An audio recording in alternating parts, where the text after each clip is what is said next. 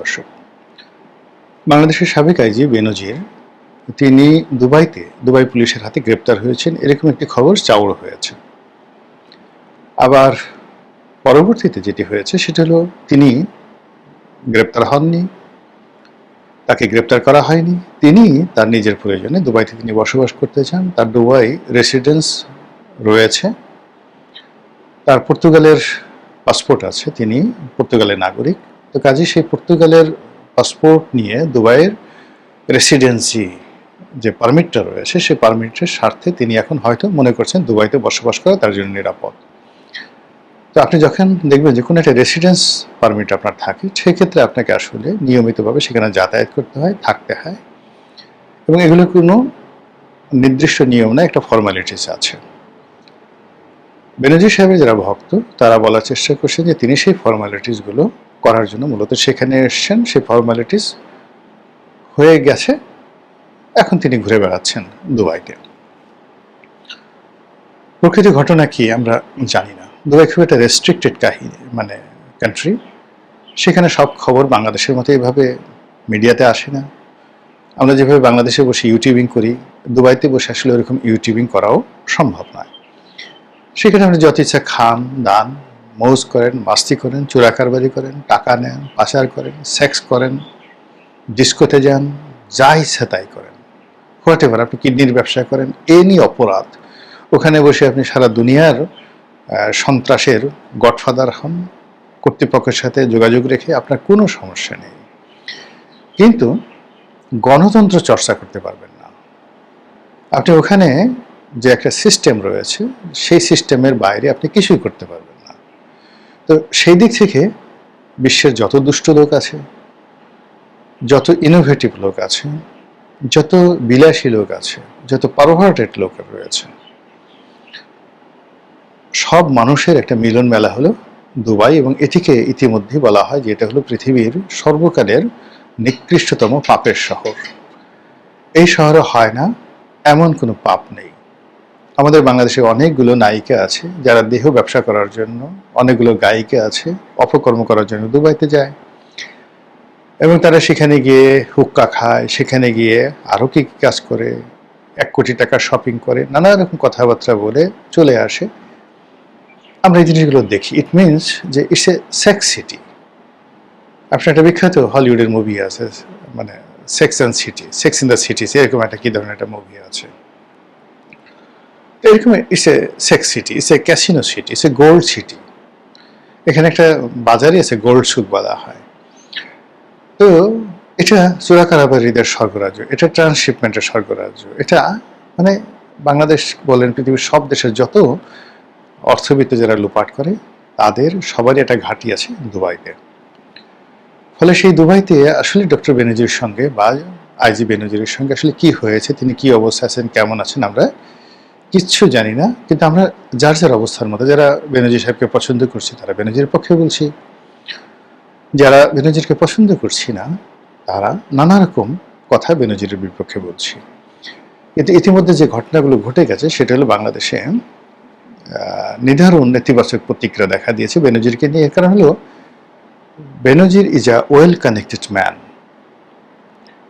বর্তমান পুলিশ বাহিনীতে, সেনাবাহিনীতে তার ব্যক্তিগত কানেকশনের যে লেভেল কোন পর্যায়ে আছে, এটা আমি শুধু এতটুকুই বলতে পারি, পুলিশের এবং সেনাবাহিনীর সাবেক এবং বর্তমান জীবিত এমন কোনো কর্মকর্তা নেই যাদের সঙ্গে আপনি বেনজিরের তুলনা করতে পারবেন।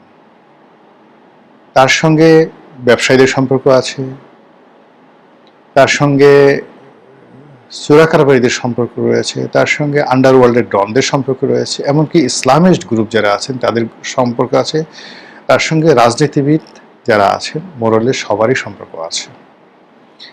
সে যে কৌশলগত কতগুলো পদে ছিল, যেমন ডিআইজি অ্যাডমিন, পুলিশের সবচেয়ে গুরুত্বপূর্ণ হেডকোয়ার্টার, এডিশনাল আইজি অ্যাডমিন, এর চেয়ে আর বড় পোস্ট হয় না। Then Dhaka metropolitan police commissioner, র্যাবিট ডিজি, দেন আইজি। বাংলাদেশের প্রেক্ষাপটে 18 কোটি মানুষের মধ্যে যদি সৌভাগ্যবান কোনো মানুষকে বলা হয় যে সরকারি পদপদবিতে বলতে গেলে তার আলাদিনের চেরাগ বা তার হাতে সোনার পাথর বাটি ইত্যাদি কোনো কথাবার্তা যদি আপনি বলতে চান, সেটা ডক্টর বেনজির 2009 থেকে একেবারে তার রিটায়ার্ড করার দিন পর্যন্ত তিনি পেয়ে গেছেন। তিনি যা ইচ্ছে তাই করতে পেরেছেন, যা ইচ্ছে তাই বলতে পেরেছেন। প্রশংসা করতে চান করতে পারেন, বদনাম করতে চান, কিন্তু বাস্তবতা হলো তিনি যা ইচ্ছা সেটা তিনি করতে পেরেছেন। It may be to collecting money, to do business, to acquire any property, অথবা আপনি যদি ধরেন সেক্স করা, বাইসেক্স করা, অথবা হজ করা, উমরা করা, তারপরে পিএইচডি করা, সবার সময়তে সেমিনার করা, টকশোতে অংশগ্রহণ করা, কি না করেছেন তিনি, মাস্টার ফর অল। তো সেই মানুষটির হাতে টাকা আছে, অনেক রাজনীতিবিদদের গোপন অডিও এবং ভিডিও রেকর্ড আছে। তার সঙ্গে যারা সিঙ্গাপুরে দেখা করেছেন, তার সঙ্গে যারা লন্ডনে দেখা করেছেন, তার সঙ্গে যারা ব্যাংককে দেখা করেছেন, রাতের আধারে তার কাছে কারা কারা গিয়েছেন, বিশেষ করে রাজনৈতিক অঙ্গনে যারা যারা গিয়েছেন, তিনি ইচ্ছে করলে হাটে হাড়ি ভেঙে দিলে অনেকের কাপড় চোপড় নষ্ট হয়ে যাবে, অনেকের কাপড় চোপড় নষ্ট হয়ে যাবে। এটা রাজনীতিবিদের একটা ভয়। ফলে তাকে এই যে তিনি মুক্ত বিহঙ্গের মতো দুনিয়া ঘুরে বেড়াচ্ছেন, এটা বর্তমানে যারা ক্ষমতাসীন আছেন, কিংবা ধরেন যারা বিরোধী দলে আছেন, কিংবা আওয়ামী লীগের যে সকল নেতা দেশের বাইরে আছেন, তাদের সবার জন্য এটা বিব্রতকর। তাকে পাত্তা দিতে হবে। যদি তাকে পাত্তা দেওয়া না হয়, তাহলে তিনি যদি কারো গোপন তথ্য প্রকাশ করে দেন, তাহলে সর্বনাশ ঘটে যাবে। এই গেল এক। 2 নম্বর হলো যে সেটা যদি সম্ভব না হয়, তাহলে তাকে আটকাতে হবে। সামহাউ তাকে তার মুখ বন্ধ করার জন্য তাকে কাস্টডিতে আনতে হবে। এই জন্য সরকার এখন যারা আছে তারা প্রাণান্ত চেষ্টা করবে যে এইরকম একজন মানুষকে যেভাবে হোক না কেন তাকে কাস্টডিতে নেওয়া দরকার। ফলে সরকারের একটা বিরাট অংশ তারা খুব খুশি যে বেনজির ধরা পড়েছে, এবার বোধহয় আমরা তাকে বাগে আনতে পারবো। অন্যদিকে যে সমস্যাটা দেখা দিয়েছে সেটা হলো, আমরা কয়েকদিন ধরে শুনছিলাম যে বেনজির তার যে কানেকশন রয়েছে উইথ পুলিশ, সেই পুলিশের বিভিন্ন জায়গাতে সে ফোন করে আওয়ামী লীগ অর্গানাইজ করার চেষ্টা করছে, পুলিশকে সরকারের বিরুদ্ধে ব্যবহার করার চেষ্টা করছে, এবং এটা নিয়ে যে একটা আতঙ্ক ছড়িয়ে পড়েছিল এতে কোনো সন্দেহ নেই। এখন বেনজির সাহেব যদি বাংলাদেশে আসেন, তাকে যদি প্রেশার ক্রিয়েট করা হয়, তাকে যদি জিজ্ঞাসাবাদ করা হয়, এবং তিনি যদি বলেন যে অমুক অমুক পুলিশের সাথে আমার যোগাযোগ ছিল, ফলে পুরো পুলিশ বাহিনীতে তাকে নিয়ে কিন্তু একটা অশান্তি চলছে এবং পুরো পুলিশ বাহিনীতে অস্থিরতা চলবে। এটা একটা স্বাভাবিক বিষয়। This is one. Second thing হলো যে তিনি আসলেই সেখানে গ্রেপ্তার হয়েছেন কি না, বা হলে তাকে সেখানে আটকিয়ে রাখা যাবে কিনা, অথবা তিনি আবার অবাধে নির্বিবাদে তৃতীয় দেশে যেতে পারবেন কিনা। আমি দুবাইয়ের আইন সম্পর্কে যতটুকু জানি, তাতে তাকে বাংলাদেশে ফিরিয়ে আনাটা 1% পসিবিলিটিস আমি দেখছি না, 1% পসিবিলিটি আমি দেখছি না। তিনি ইচ্ছা করলে সেখানে থাকতে পারবেন, অথবা তৃতীয় কোনো দেশে সেখানে যেতে পারবেন। ছোট্ট একটা উদাহরণ দিই, ওখানের জিনিসগুলো কীভাবে চলবে। আমাদের যে বর্তমান ধর্মমন্ত্রী জনাব Kaikobad, Mufazzal Hossain Kaikobad, he is one of the smartest man.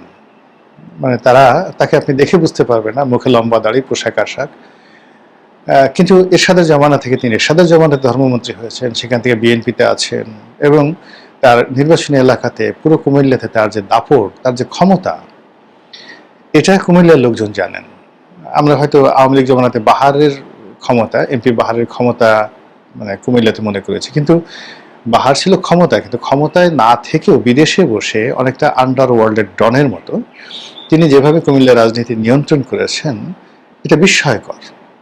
আপনি তাকে দেখে বুঝতে পারবেন না সে কতটা জনপ্রিয়, সে কতটা ডেঞ্জারাস, কতটা কৌশলী এবং কতটা ধনী, এবং টাকা কিভাবে দুই হাতে খরচ করতে পারেন। তো এই মানুষটি তিনি আমার সঙ্গে সহকর্মী ছিলেন, মানে 9 পার্লামেন্টে এমপি ছিলেন, এবং যখনই তিনি বুঝলেন যে তার বিরুদ্ধে নড়াচড়া হচ্ছে, তিনি তখন একেবারে নিরাপদে স্মার্টলি বাংলাদেশ থেকে চলে গেলেন।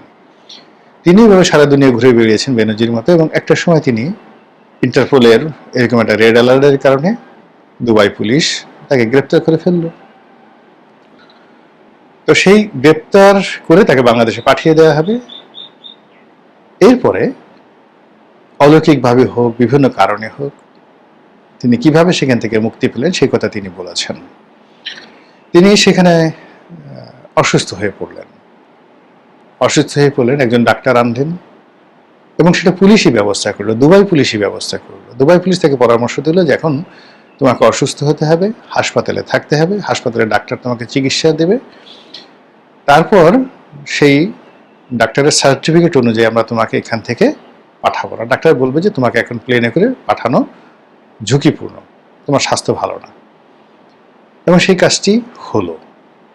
এটার মধ্যে মোফাজ্জল হোসেন কায়কোবাদ তিনি বলেছেন যে এটার মধ্যে আল্লাহর একটা অলৌকিকত্ব আছে, আল্লাহ তার দোয়া কবুল করেছেন এবং ভবিষ্যতে তাকে মন্ত্রী বানাবেন, এই জন্য হয়তো আল্লাহ সেদিন তাকে রক্ষা করেছেন। এর কারণ হলো, যদি সেই দিন এয়ারপোর্ট থেকে বাংলাদেশে পাঠানো হতো, তিনিও কাদের মোল্লার মতো বা অন্যান্য যুদ্ধ অপরাধীদের মতো ফাঁসিতে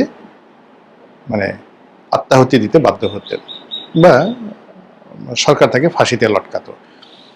তো এই হলো দুবাইয়ের অবস্থা। তো মোফাজ্জল হোসেন কায়কোবাদ সাহেব যদি ওখানে বসে এইভাবে রক্ষা করতে পারেন, সেক্ষেত্রে বেনজিরের যে কানেকশন অ্যাডমিনিস্ট্রেশন লেভেলে এবং তার যে পয়সা, তার যে টাকা পয়সা, তার যে প্রভাব এবং প্রতিপত্তি, এটা অনেক অনেক বেশি।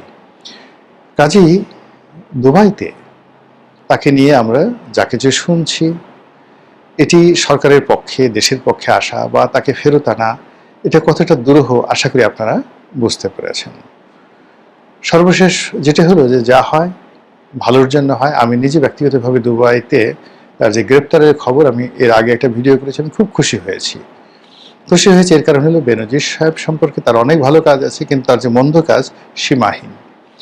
এই সীমাহীন মন্দ কাজ করে একটা মানুষ যদি এই দুনিয়াতে শাস্তিপ্রাপ্ত না হন, দুনিয়াতে যদি তার বিচার না হন, তিনি এবং তার পরিবার যদি সেভাবে ঘুরে বেড়ান এবং বাংলাদেশের লুট করা অর্থবিত্তকে নিয়ে তিনি সারা দুনিয়াতে এভাবে ঘুরে বেড়ান, তাহলে আর এখানে ন্যাচারাল জাস্টিসটি রইল কোথায়?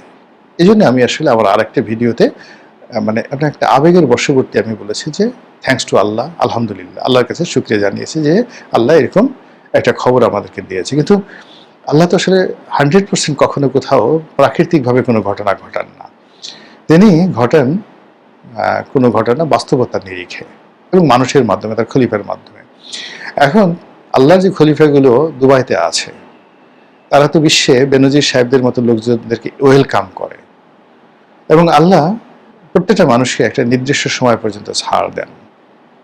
ফেরাউনে ছাড় পেয়েছিল। এখন সেই বেনজিরের যে ছাড় পাওয়ার যে সময়, সেটা কতদিন পর্যন্ত সেটা আমরা জানি না। তো কাজী কি ঘটতে যাচ্ছে জনাব বেনজিরের জীবনে এখনো পর্যন্ত আই এম নট শিওর। মহান আল্লাহ আমাদের সবাইকে হেদায়েত দান করুন এবং হেফাজত করুন। আসসালামু আলাইকুম ওয়া রাহমাতুল্লাহ।